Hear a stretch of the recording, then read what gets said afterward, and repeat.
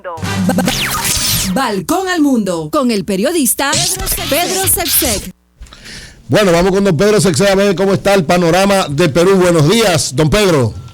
Buenos días, ¿cómo está, señor? ¿Cómo le va todo? Todo muy bien, gracias por aquí. ¿Y usted cómo ve el balcón, desde su balcón, el panorama peruano? Bueno, alegría, primero falta.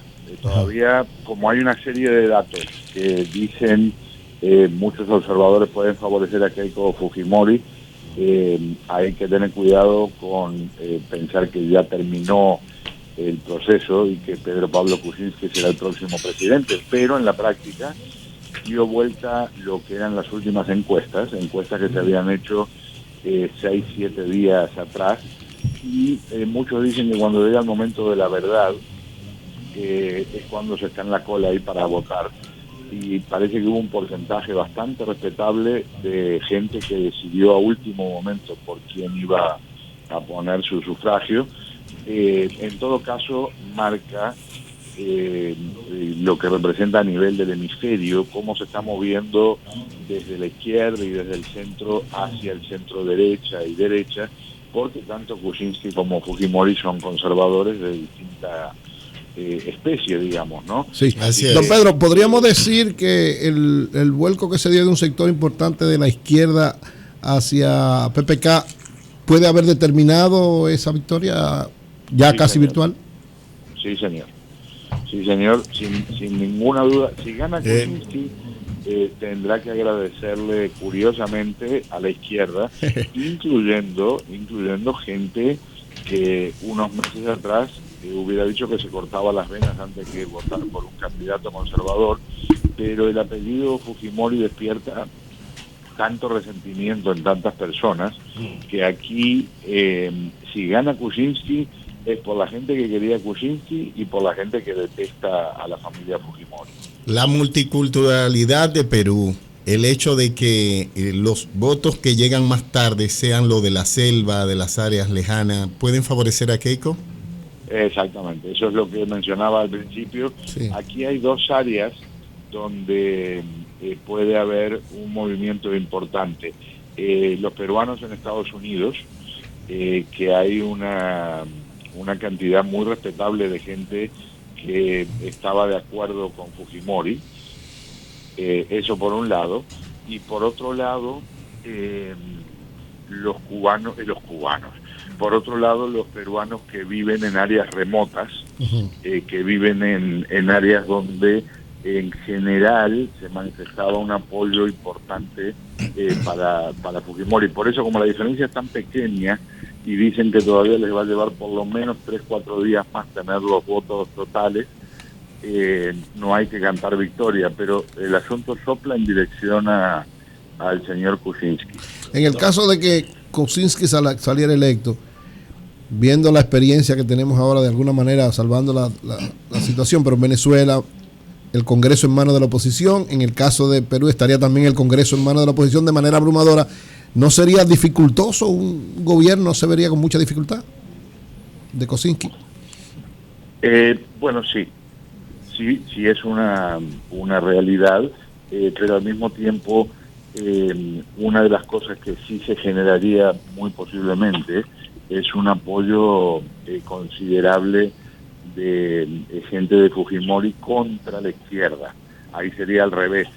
Ahí en el ámbito del Congreso sería muy factible que hubiera una alianza del lado conservador para enfrentar a una izquierda que no tiene fuerza como para obviamente lograr algún tipo de mayoría, pero sí podría generar problemas bloqueando algunos proyectos. Quería mencionarles también lo que ha pasado en México. Okay. Pero perdóneme, perdóneme, don Pedro, antes de irnos a México, en Perú entonces, de acuerdo a su análisis, no perdió Keiko, perdió el expresidente Alberto Fujimori.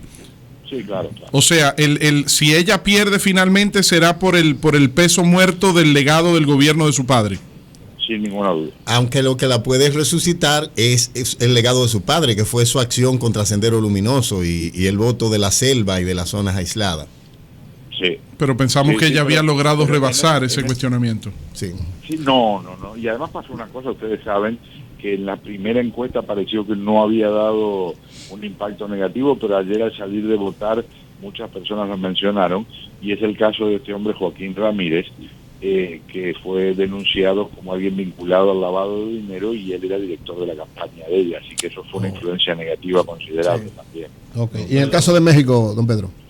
En México hay un fenómeno muy interesante porque el partido tradicional de gobierno, que es el PRI, ha perdido en una cantidad de áreas en elecciones para gobiernos y para alcaldías, y hay un leve, bueno, no tan leve, hay un moderado resurgimiento del área conservadora con varias victorias del PAN, y hay una desintegración aparentemente del Partido de la Revolución Democrática, y hay un comienzo de este movimiento de renovación nacional del Morena, que es de izquierda, pero en la práctica hay una modificación del mapa político, hay un enorme tirón de orejas para el presidente Peña Nieto, hay mucha gente desilusionada, y en varias áreas del país el gobierno pasa del PRI al PAN, mientras, como les decía, se ha desarmado un poco la estructura esa del tercer partido fuerte, que era el PRD.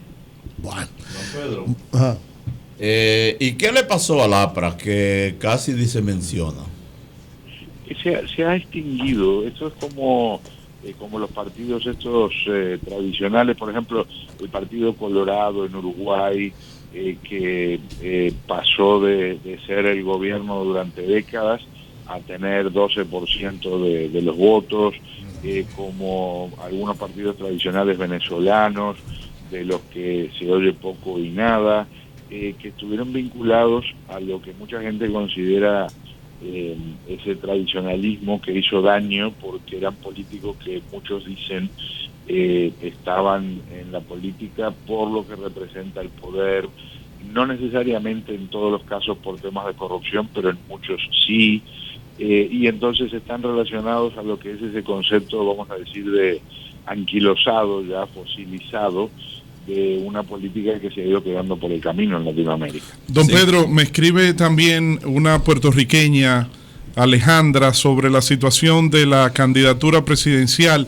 que ganó ganó el hijo del ex gobernador Pedro Rosselló, y va a ser el candidato que se perfila como el próximo gobernador de Puerto Rico, y que también Hillary en Puerto Rico habría logrado la cantidad de delegados que se le acerca ya para hacer a próximas horas su candidatura oficial por el Partido Demócrata. Bueno, no le alcanzan todavía, pero se espera que mañana, con los delegados que obtenga en California, aunque pierda, ya técnicamente los tenga. En Puerto Rico ganó por un amplio margen, pero Puerto Rico otorga muy poquitos delegados. Pero mañana es la gran batalla en California. Hay 3 encuestas que muestran 2 puntos de diferencia a favor de Hillary Clinton, que eso en la práctica es un empate técnico. Pero aunque ganara Bernie Sanders, con lo que está pasando ahora, es un hecho que Clinton llegaría eventualmente al número necesario de delegados. Lo que pasa, y esta es una polémica muy grande, Bernie Sanders reiteró ayer que él considera que la convención va a ser discutida, que él no va a aceptar todavía lo que son estos números, porque él dice que se están incorporando los números de superdelegados a los números de los delegados obtenidos en las primarias, y que de esa forma es como llega Hillary Clinton al número necesario. Él dice que él ha ganado más de 20 estados, que es absolutamente cierto, y que cuando se habla de los delegados escogidos directamente por el pueblo, Hillary Clinton no tiene el número necesario para ser considerada la nominada oficial del Partido Demócrata, y él lo va a pelear en la convención. Muchas gracias, don Pedro. Gracias. Un abrazo.